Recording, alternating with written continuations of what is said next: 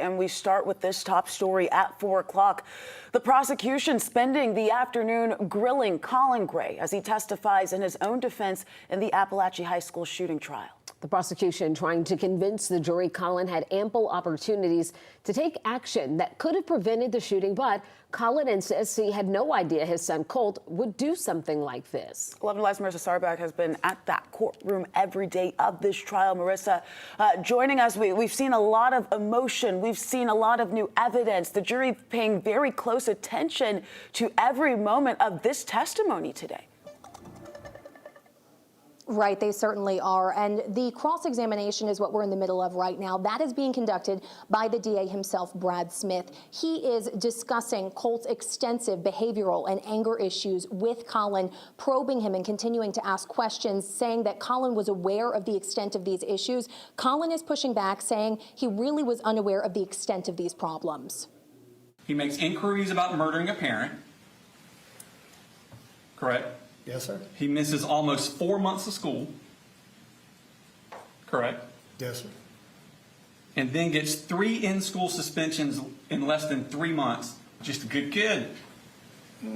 I mean, is there a perfect kid? There's late in rent or behind in rent.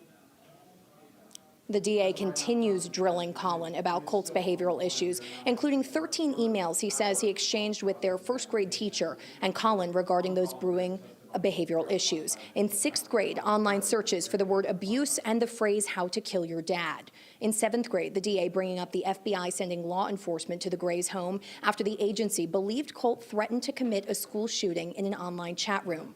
Colin acknowledging Colt was bullied in 7th grade, saying Colt would often skip school, and acknowledged DFACS workers often visited to monitor him. In court today, Colin also responded to his daughter Jenny's testimony earlier this week, where she said Colin told her to lie about whether he knew the photos Colt had in his bedroom were of the Parkland school shooter.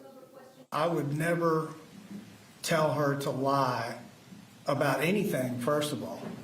But something serious like this, at this point, I still want to know what the hell happened. I am still to this moment extremely shocked.